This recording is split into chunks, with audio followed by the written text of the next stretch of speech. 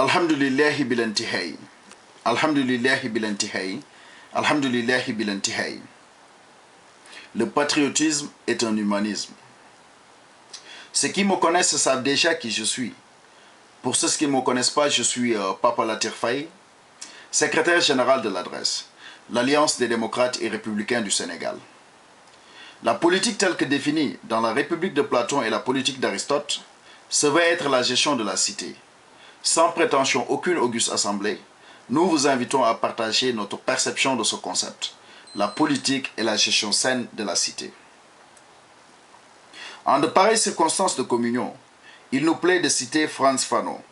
Chaque génération doit, dans une relative opacité, découvrir sa mission, l'accomplir ou la trahir.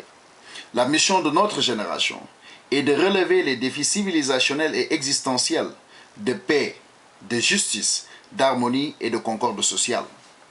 La clé de réussite se trouve dans le bon usage de la sagesse africaine qui dit « Mieux vaut convaincre que de vaincre, parce que celui qui est convaincu est vaincu, alors que celui qui est vaincu n'est pas convaincu. » Concitoyennes et concitoyens, membres de la Révolution patriotique, permettez-nous de partager avec vous la lecture allégorique du tableau qui nous a été inspiré par le morceau du Kër Gui de Kaolack intitulé « Deuxième mi-temps ».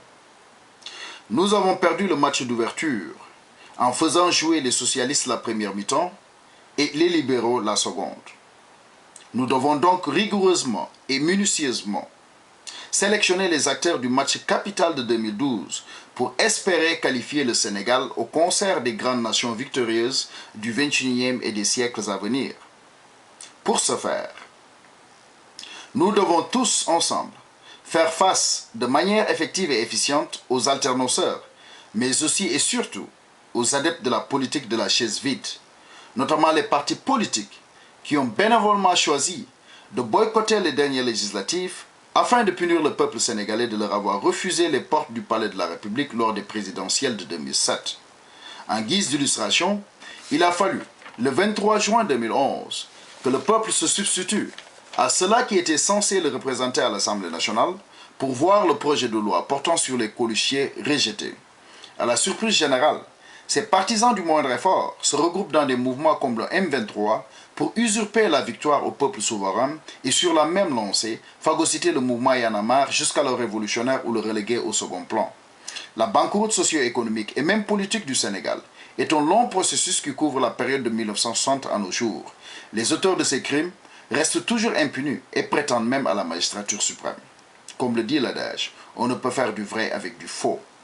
À guise de rappel, les socialistes n'ont réussi que la balkanisation du continent noir et la dilapidation de son immense richesse économique. Les libéraux ont fini de mettre en agonie les valeurs culturelles positives négro-africaines. Les fils et filles de Thomas Sankara, Patrice Lumumba, Kwame Nkrumah, Jomo Kenyatta, Cheikh Anta Diop pour ne citer que cela, ne veulent pas de régime de transition, mais plutôt de régime de rupture. Rupture avec la pensée erronée communiste et socialiste, rupture avec la pensée unique libérale, rupture avec les présidents d'obédience étrangère.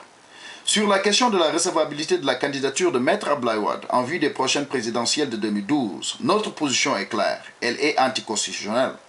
Mais au demeurant, nous réitérons notre confiance en la justice de notre pays, mais aussi et surtout au génie du peuple sénégalais qui, à chaque fois que besoin se fait sentir, se dresse comme un seul homme pour exiger et réclamer en toute souveraineté tout ce qui lui revient de droit.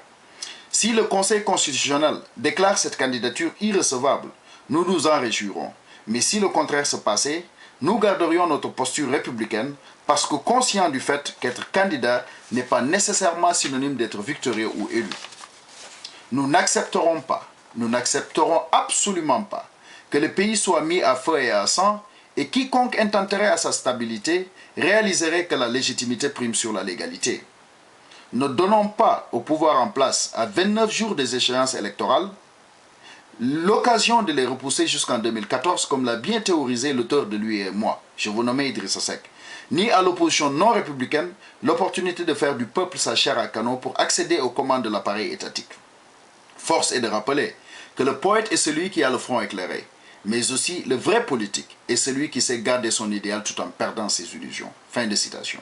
Enfin, chers parents et amis, frères et sœurs, La conviction des bons esprits demeure que le candidat qui réunirait autour de lui les qualités et les personnalités requises pour dignement et efficacement présider au destiné du Sénégal se démarquerait purement et simplement des pouvoiristes qui ne pensent qu'au partage du butin et qui n'hésiteraient aucunement, je dis bien aucunement, à envoyer le peuple à la charnière pour disposer en bon prince des deniers publics à l'honneur de leur père commun, Niccolò Machiavelli. Je termine par la signature de Cheikh Ahmadou Bamba Khadim Rassoul. Wassalamu ala manita bakhal khuda. La paix est avec ceux-là qui suivent le droit chemin. Merci de votre aimable attention.